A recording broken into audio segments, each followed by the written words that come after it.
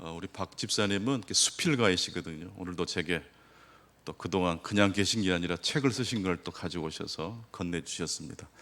반갑습니다. 기쁨이란 주제로 오늘 5번째 장애물 뛰어넘기라는 제목으로 하나님 말씀을 대언하겠습니다.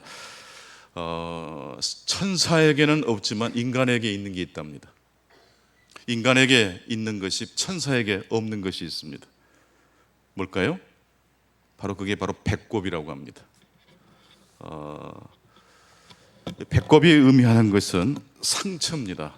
그리고 동시에 그것은 생명의 시작을 의미합니다.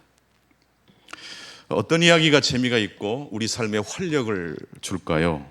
장애물이 있는 이야기이겠습니까? 합리적인 선택과 칭찬만 받는 이야기를 들을 때 우리들이 행복해질까요? 여러분, 어느 쪽 이야기가 더 기대가 되십니까? 배꼽이 있는 이야기입니까? 배꼽이 없는 이야기입니까? 어긋남과 상처와 배꼽이 상처이면서 동시에 우리의 삶에 무엇이 된다고요? 활력을 줍니다. 룻기의 초반 부분에 나오는 그 오르바, 이 오르바는 합리적을 선택을 한 사람입니다. 칭찬받을 만합니다. 그는 새로운 인생을 시작하기 위해서 친정으로 돌아가는 선택을 했습니다. 그 선택이 결코 나쁜 선택은 아닙니다.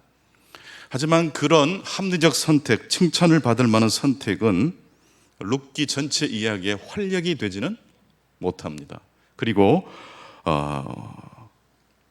룻기 1장 14절 이후부터서는 오르바가 더 이상 등장하지 않습니다. 그걸로 끝입니다.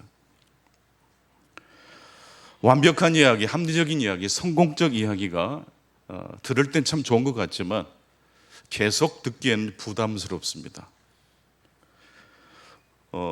저희 집에 반려견 강아지가 한 마리가 있는데 이제 10년 이상이 되다 보니까 이제 노쇠해져서 이제 병원 갈 일이 자주 생기고 또 약을 먹고 또 심장이 약해져서 의사 선생님이 그래요. 이제 준비를 해야 된다고.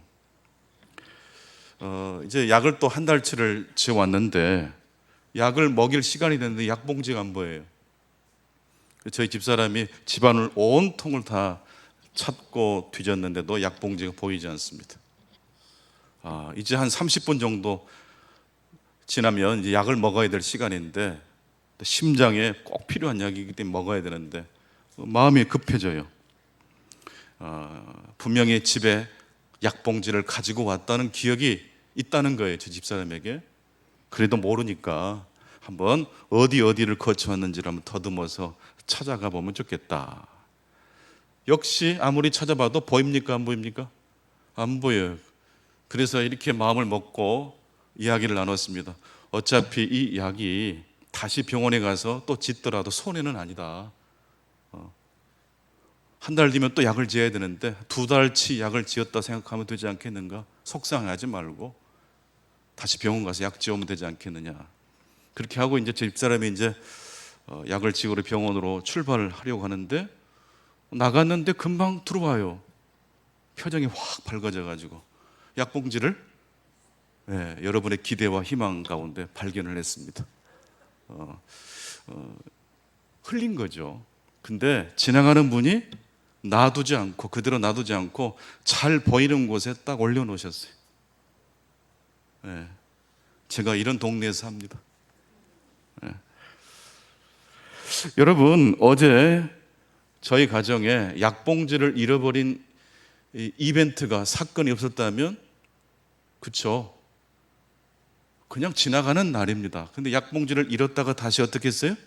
찾았어요. 그래서 어제는 잊을 수 없는 날이 됐어요. 배꼽이 없는 인생이 행복한 게 아니고 상처와 아픔과 어긋남이 마이너스이지만 동시에 우리의 삶에 무엇이 됩니까? 활력을 줍니다. 배꼽과 장애물은 우리 인간의 삶에 피할 수 없는 이야기입니다. 인간은 연약한 존재이기 때문입니다. 오늘은 3가지로 오늘 본문을 중심으로 해서 룻의 삶에 찾아온 장애물 3가지로 나누어서 말씀을 나누어 보겠습니다. 오늘 본문을 통해서 발견할 수 있는 첫 번째 장애물, 배꼽 이야기는 어떤 이야기입니까? 룻에게 찾아온 첫 번째 장애물은 바로 보아스라는 인물입니다. 왜 보아스가 룻에게 또 나오미에게 장애물이 될까요? 지금까지 룻기를 쭉 설교를 들어오신 분들은 보아스란 사람이 어떤 사람인지를 다 알 겁니다. 룻과 나오미의 가정의 협력자입니까? 방해자입니까? 협력자이지 않습니까? 일부러 이삭을 줍는 룻에게 그 이삭을 더 많이 죽을 수 있도록 곡식단에서 이삭을 버려라고 했어요. 하인들에게 시켜서. 그렇게까지 배려해줬던 보아스가 어떻게 룻과 나오미에게 장애물이 될까요? 룻기 2장 10절과 11절을 보시면 10절은 제가 읽고 11절은 같이 읽겠습니다. 룻이 엎드려 얼굴을 땅에 대고 절하며 그에게 이르되 나는 이방 여인이거늘 당신이 어찌하여 내게 은혜를 베푸시며 나를 돌보시나이까 하니 11절 같이 보십니다. 보아스가 그에게 대답하여 이르되 내 남편이 죽은 후로 내가 시어머니에게 행한 모든 것과 내 부모와 고국을 떠나 전에 알지 못하던 백성에게로 온 일이 내게 분명히 알려졌느니라. 우연히 들렸던 밭이 보아스 소유의 추수하는 밭이었는데 룻이 그렇게 해서 이삭을 줍다가 결국 누구랑 만나게 됐습니까? 보아스랑 만나게 됐는데 하인들에게 보아스가 물어요. 저 여자가 누구냐고. 외모도 좀 다른 것 같고 약간 뭔가 좀 달라 보였던 것 같아요. 그때 하인이 보아스에게 설명해 줍니다. 나오미의 며느리다고. 모압 지방에서 온 소녀라고. 그러자 보아스가 이제 룻을 불러가지고 여러 가지로 격려해주고 위로를 해주니까 룻이 너무 놀래가지고 어떻게 저와 같이 이방 여인에게 이렇게 후히 대해 주십니까? 환대해 주십니까? 라고 했던 것이고 보아스가 그런 룻에게 이렇게 말을 했던 것입니다. 내 남편이 죽은 후로 내가 시어머니에게 행한 모든 것과 내 부모와 고국을 떠나 전에 알지 못하던 백성에게로 온 일이 내게 분명히 알려졌느니라. 나도 너의 지난날의 삶을 다 알고 있다라고 이야기하고 있습니다. 보아스는 이미 룻과 나오미가 모압 땅에서 베들레헴으로 온 소식을 알았습니까? 몰랐습니까? 알고 있었어요. 여기에서 우리들은 힌트를 발견할 수 있어야 합니다. 지금 룻과 보아스가 우연히 보아스의 밭에서 만난 건 사실이지만 보아스 입장에서 한번 생각해 볼까요? 룻과 나오미가 빈털터리가 돼서 다시 고국 땅으로 돌아온 소식을 보아스도 베들레헴 주민들도 다 알고 있었는데 보아스는 그 중에서도 룻과 나오미와 어떤 관계입니까? 친족 관계입니다. 그렇다면 보아스는 룻이 자신의 밭에 우연히 찾아올 때까지 기다려야 했습니까? 일부러라도 룻과 나오미의 가정을 찾아가서 도움의 손길을 내밀어 줬어야 했습니까? 결과적으로는 보아스가 룻과 나오미에게 굉장히 후대한 건 사실이지만 이 말씀을 좀 더 정밀하게 더 세밀하게 들어가 보니까 이 보아스가 어떤 사람처럼 보입니까? 그동안 우리들이 알았던 상식과 좀 더 다른 측면이 엿보이기 시작합니다.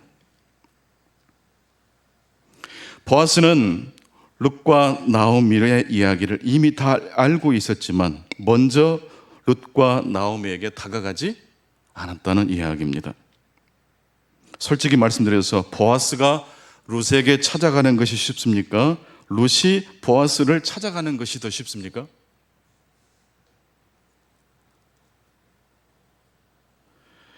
정답은 어떤 사람이 우물을 팝니까? 목마른 사람이 샘을 파는 거예요. 이런 거 저런 걸 다 따지면 결국 아무것도 할 수 없어요. 저 사람이 나보다 훨씬 더 부유하고 강한 사람이니까 나에게 먼저 손을 내밀어 줘야 돼 라고 하는 순간 룻은 움직일 수가 없는 거예요. 보아스 역시 내가 저 가정을 돕긴 도와야 되는데 늘 그런 생각에 스트레스를 받고 살았다면 어땠을까요? 근데 누가 이 모든 만남의 운명적 만남의 출발을 시작하고 있습니까? 룻입니다. 룻이 목적지를 정해놓고 보아스의 소유의 밭을 알아본 다음에 그 밭을 찾아갔습니까? 그날 아침 어떤 밭이든지 추수하는 밭이라면 내가 들어가서 이삭을 열심히 주어야 되겠다고 생각했습니까? 룻은 어떤 목적의식을 가지고 행동한 게 아니에요. 그냥 움직인 거예요. 작은 그 일을 시작한 거예요. 그리고 그 작은 이 룻의 행동을 누가 포착하셔서 하나님의 섭리의 스토리 속으로 인도하신 겁니까? 하나님이 역사하신 거예요.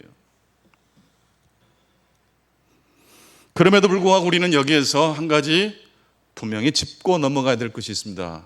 보아스는 이미 룻의 형편을 누구보다도 잘 알고 있었던 유력자였다는 사실이고, 먼저 룻과 나오미의 가정에 손을 내밀지는 않았다는 것입니다.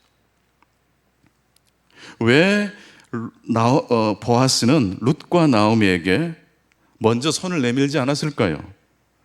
룻기 2장 11절 하반절에 그 힌트가 나옵니다. 내게 분명히 알려졌느니라. 이미 내가 다 알고 있다는 이야기예요. 보아스는 이미 룻과 나오미의 형편을 다 알고 있어요. 근데 여러분, 여기서 알고 있다는 말에 밑줄을 그으시면 좋겠어요. 여기서 알고 있다는 이야기는 무엇을 알고 있다는 겁니까? 룻과 나오미의 과거를 알고 있다는 겁니까? 미래 앞으로 일어난 일까지 알고 있다는 것입니까? 이미 일어난 과거의 이야기만 알고 있는 겁니다. 앞으로 펼쳐질 하나님의 희망의 스토리가 룻과 나오미의 가정에 연결되어 있다는 사실을 보아스가 알았습니까? 몰랐습니까? 몰랐다는 거예요. 여러분은 여러분 남편을 잘 알고 계십니까? 여러분은 여러분의 아내를 잘 알고 계십니까? 여러분은 지금 옆에 계신 분을 얼만큼 알고 계십니까? 다 어느 정도 알고 있습니다. 하지만 여러분, 알고 있는 것이 항상 도움이 됩니까? 가끔씩 장애물처럼 다가올 때도 있습니까? 지금 보아스가 왜 룻에게 못 다가갔어요? 알았기 때문이에요. 망해먹고 돌아온 가정,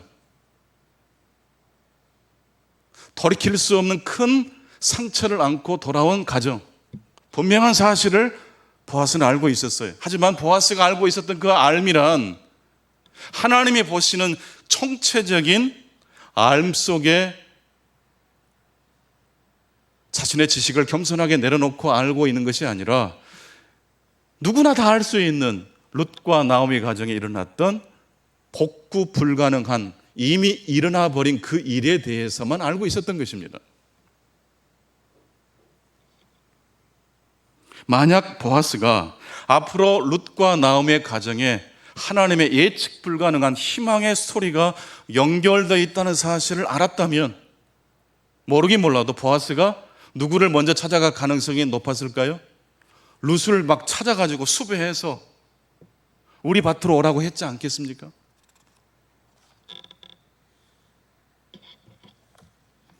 한번 따라서 해보시겠습니다. 알고 가는 길보다는 모르고 가는 길이 훨씬 활력이 있습니다. 몰랐기 때문에, 내가 알고 있는 것에 한계가 있었기 때문에 보아스는 미적거렸던 것이고, 미적거렸던 보아스에게 사실은 더 공격적으로 찾아왔던 사람이 누굽니까? 룻입니다. 오늘 본문은 첫 번째 룻이 보아스를 대면했을 때는 우연히 만났지만은, 오늘 본문에 등장하는 룻기 3장 1절부터 나오미와 룻 사이에 오고 가는 대화를 보십시오. 이제 아예 작정하고 보아스를 만나러 갑니다. 잘못 해석하면 음모를 꾸미고 아예 한 남자를 유혹하기 위해서 두 여인이谋略을 하고 있는 것처럼 해석할 수도 있습니다. 추수를 하고 있는 타작 마당에 도둑들이 들 수 있기 때문에 그 밭 주인이 그 추수한 곡식 더미 옆에서 잠을 자는 풍습이 있는데, 보아스가 이제 추수한 하는 계절에 그 곡식단에서 잠을 청하고 있는 것을 알고 나오미가 며느리 룻에게 이제 네가 안정된 삶을, 안식처를 구해야 되지 않겠느냐, 이제 결혼해야 되지 않겠느냐, 보아스를 이제는 찾아가라. 그냥 가지 말고 옷 단장하고 몸 단장하고 예쁘게 꾸민 다음에 보아스가 골아 떨어질 때까지 기다렸다가 그 발 밑에 누워라. 그리고 난 다음부터서는 보아스가 너를 발견하고 나면 보아스가 네게 무엇을 행해야 될 것인지를 다 일러줄 것이다. 아무 걱정하지 말고 내 말만 믿고 한번 행동해봐라. 룻도 시어머니 나오미의 이야기에 동의를 하고 움직입니다. 이 이야기를 누구는 까마득히 모르고 있었어요? 보아스는 몰라요.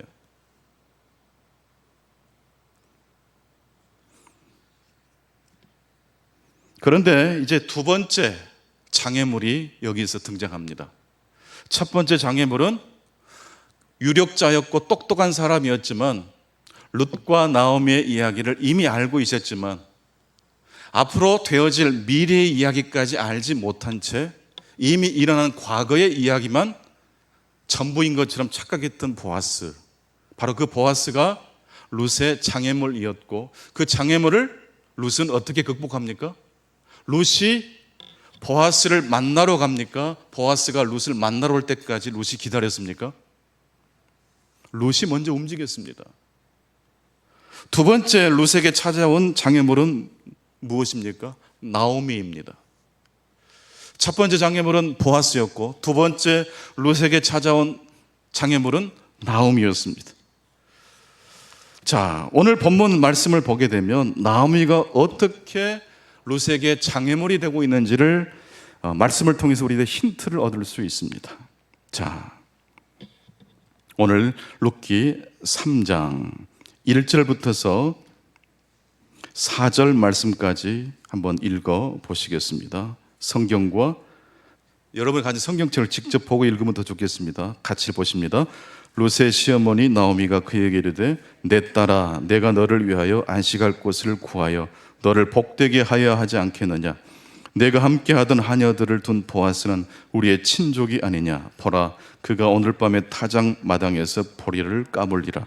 그런즉 너는 목욕하고 기름을 바르고 의복을 입고 타작 마당에 내려가서 그 사람이 먹고 마시기를 다 하기까지는 그에게 보이지 말고 그가 누울 때에 너는 그가 눕는 곳을 알았다가 들어가서 그의 발치 이불을 들고 거기 누우라. 그가 내 할 일을 내게 알게 하리라 하니. 3장 룻기 3장 5절 끝부분에 나오미가 룻에게 이렇게 이릅니다.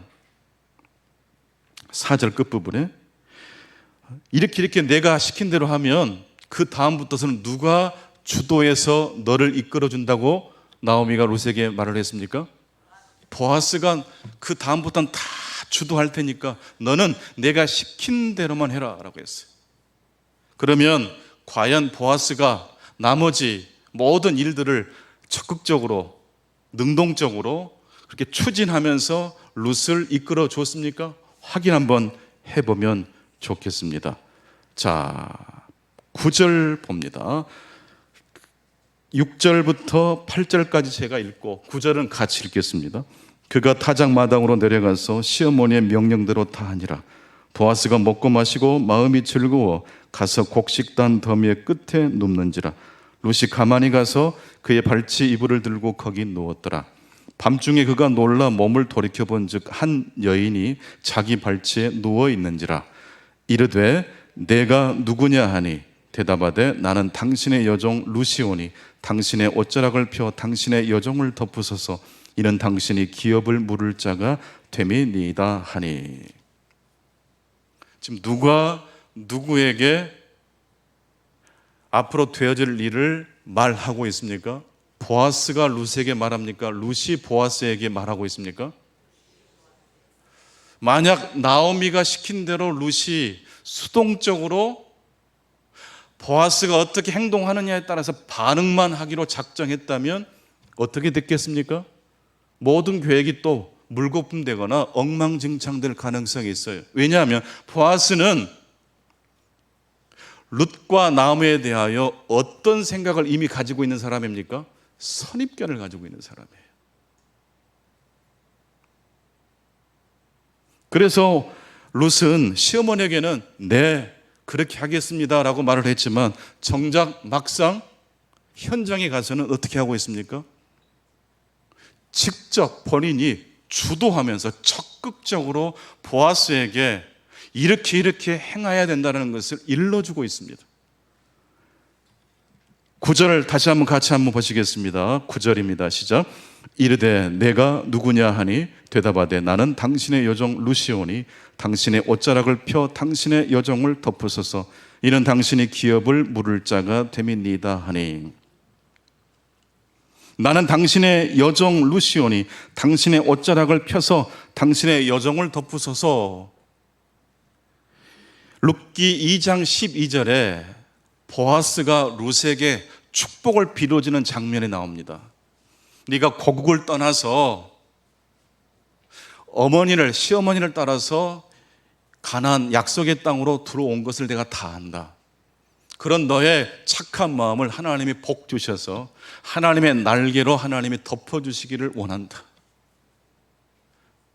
보아스가 이미 룻기 2장 12절에서 룻을 축복해 줬던 메시지가 있는데 바로 그 하나님의 날개라는 말과 당신의 옷자락을 펴서 당신의 여종을 덮으소서라는 이 문장이 동일해요. 그러니까 룻은 어떻게 말하고 있냐면 그때 지난번에 당신이 나에게 복을 하나님께 빌어주지 않았습니까? 하나님의 여호와의 날개로 하나님께서 너를 덮어주시기를 원한다라고 축복을 빌어줬는데 기억나시죠? 저는 당신이 그렇게 축복해 준 그 메시지를 잊지 못하고 기억하고 있습니다. 이왕이면 하나님께서 당신을 통해서 나에게 복 주시기를 원합니다. 그런 뜻이에요. 그러니까 룻이 보아스에게 밑도 끝도 없이 직진한 겁니까? 일리 있는 프로포즈를 한 것입니까? 다 일리가 있어요. 다 이게 끈이 연결되어 있어요. 보아스가 먼저 말을 꺼낸 것이고 그 보아스가 꺼낸 말을 가지고 확장시킨 사람이 바로 룻입니다. 그리고 두 번째로 당신이 기업을 물을 자가 됨이니이다. 첫 번째는 나랑 결혼합시다 그런 뜻이고요. 두 번째는 우리 가문의 기업을 당신이 일으켜줄 책무가 있는 사람입니다 라는 뜻이에요. 두 가지를 이야기한 겁니다. 나랑 결혼합시다. 그 다음에 우리 집안을 일으켜 주십시오 라는 이야기를 한 것입니다. 만약 룻이 나오미의 말 그대로 순종만 했다면 이런 사건이, 이런 놀라운 일이 펼쳐졌겠습니까? 라는 질문을 던지지 않을 수 없어요. 여러분, 어떤 사람이 우리를 방해하고 장애물이 됩니까? 무조건 나쁜 사람이 나를 방해하는 것처럼 여기질 수도 있지만 나를 돕고자 위한다고 해주는 사람의 이야기 역시 하나님의 통치와 섭리의 관점에서 보면 완전한 이야기입니까? 늘 불완전한 이야기입니까? 불완전해요. 인간은 하나님의 뜻 전체를 다 알 수 있는 안목이 있어요, 없어요? 없어요. 그래서 내가 내 사랑하는 사람에게 그 사람을 돕기 위해서 해주는 말이지만 완전합니까? 불완전합니까? 늘 불완전할 수밖에 없어요. 보아스가 나오미가 그렇다고 해서 룻에게 억지로 룻을 골탕 먹이려고 장애물로 룻을 힘들게 하려고 작정한 사람은 결코 아닙니다. 다 마음속에는 선한 씨앗이 심겨져 있어요. 하지만 그들 스스로 힘만으로는 온전하신 하나님의 이야기를 다 담아낼 수가 있습니까? 없습니까? 없다는 이야기예요.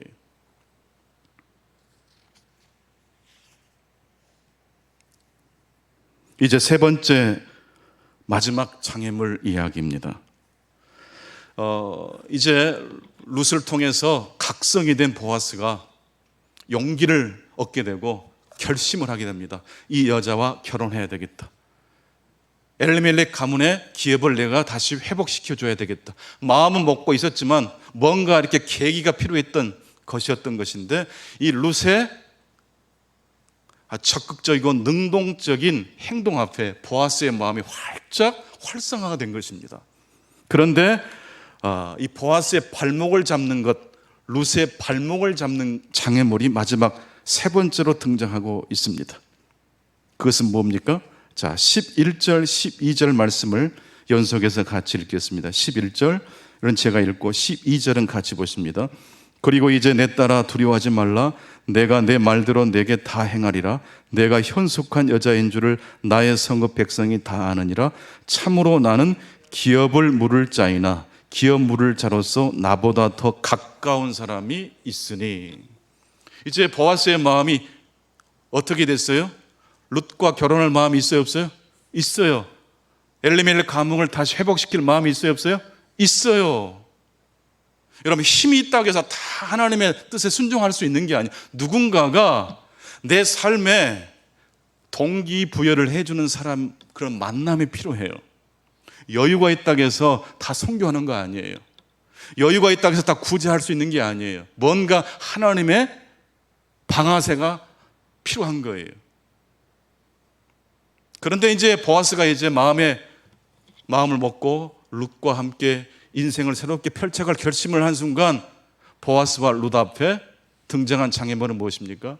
보아스보다 더 가까운 친족이 있었다는 거예요. 이것을 이미 보아스는 알고 있었어요. 아마 이것 때문에 보아스가 머뭇거렸을 가능성이 매우 높습니다. 그렇다면 이 더 가까운 친족 역시 나오미와 룻의 사정을 이미 다 알고 있었음에도 불구하고 룻과 나오미에게 손을 내밀지 않았다는 이야기예요. 그런데 만약 성도 여러분, 보아스보다 더 가까운 친족이 없었다면 룻기는 어디에서 끝날까요? 여기서 끝나요. 이야기가 계속 전개되고 이야기가 계속 이어지는 것은 더 가까운 친족이 등장하고 있기 때문에 그래요.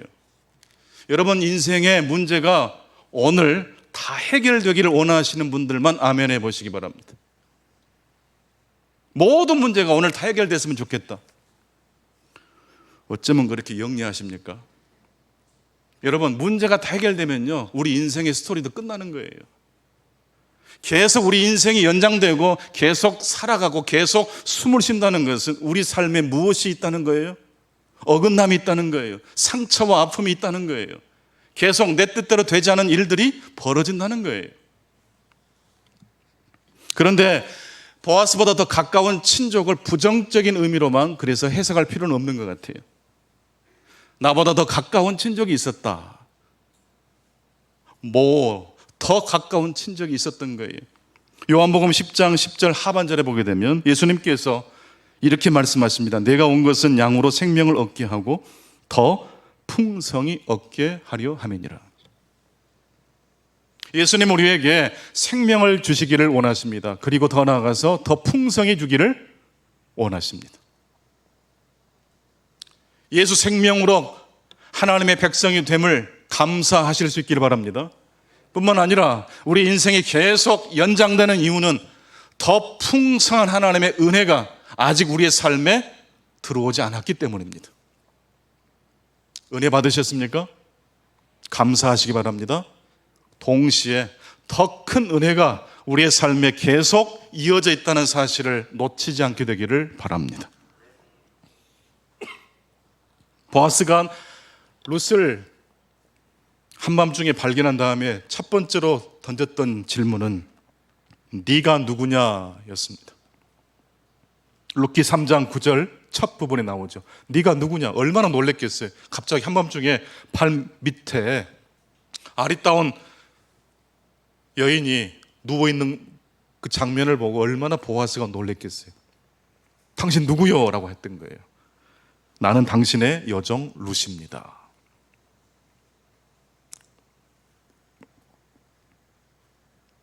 그런데 여러분, 이 질문이 마치 이렇게 질문을 던지면 완벽한 대답이 돌아올 걸로 많은 사람들은 생각하기 쉽습니다. 예를 들어서 우리 성가대에 앉아 계신 우리 분들에게 제가 이름을 물어보거나 고향이 어디입니까?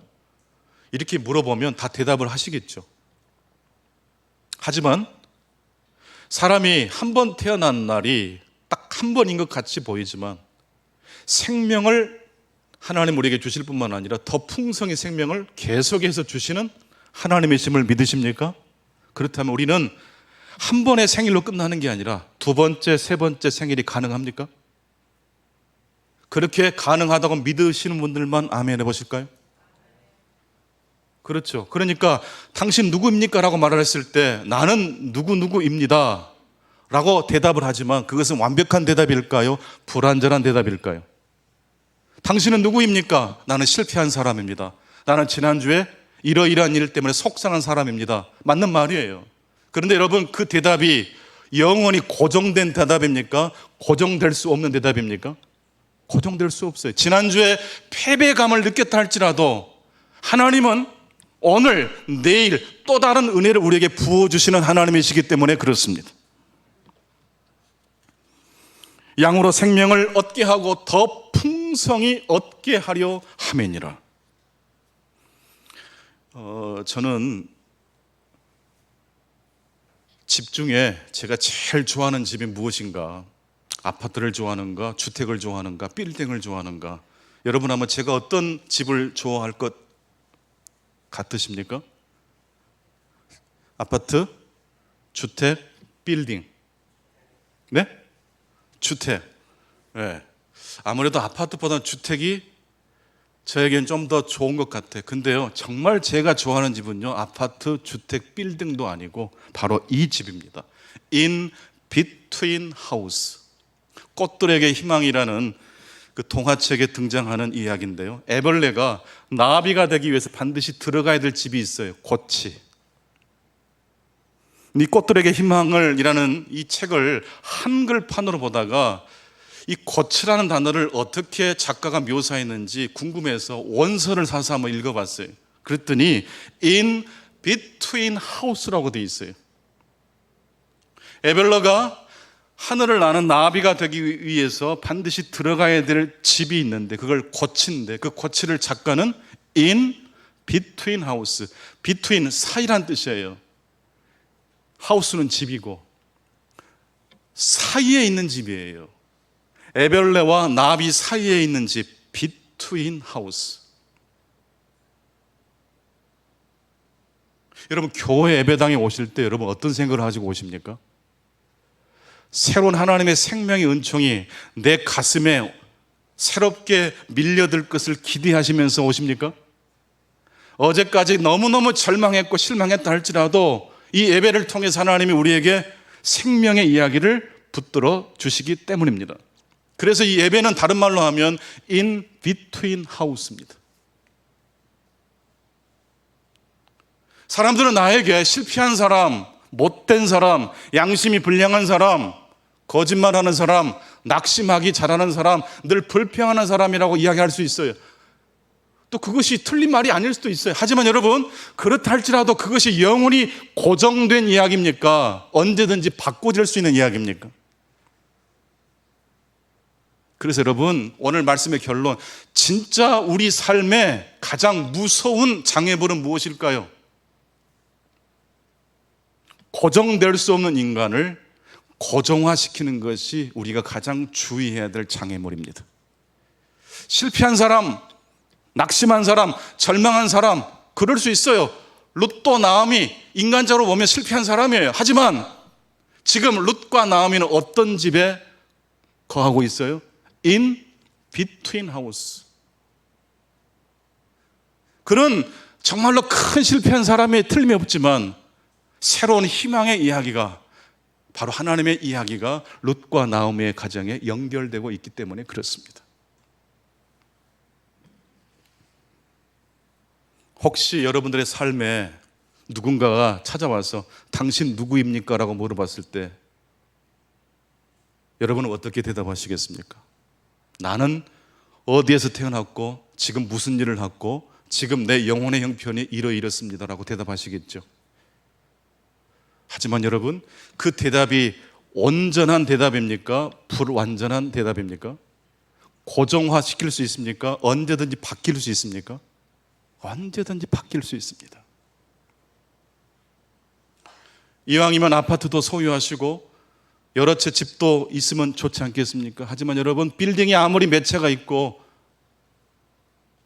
체력이 있다 할지라도 in between 하우스가 없는 인생은 언제나 성공한 사람이라면 그 성공한 이야기가 고정화될 거예요. 실패한 사람이라면 그 실패가 그 사람을 영원토록 따라다니게 될 거예요. 하지만 여러분, 성공했든 실패했든 관계없이 하나님 안에 거하실 수 있기를 바랍니다. 그럴 때 우리에게는 in between house, 하나님께서 우리를 만지시고 새롭게 하시는 놀라운 축복의 집에 거하게 될 줄로 믿습니다. 오늘도 하나님의 그 은혜와 축복이 함께 하시길 간절히 축원합니다. 아버지 하나님, 감사합니다. 오늘도 하나님께서 주시는 이 말씀 속에 담겨있는 하나님의 마음을 저희들이 체험하고 또한 그 하나님의 마음을 깊이 품고 살기 원합니다. 고정될 수 없는 우리의 인생을 우리는 실패로 때로는 성공으로 고정화하려고 합니다. 언제든지 새롭게 형성될 수 있다는 이 복음의 놀라운 역사 앞에 마음을 활짝 열고 살았던 룻처럼 저희들 역시 하나님이 마련해 놓으신 in between house에서 절망을 뛰어넘어 희망으로, 성공을 뛰어넘어 더 풍성한 하나님의 세계로 나갈 수 있도록 도와주옵소서. 예수 그리스도 이름으로 기도하옵나이다. 아멘.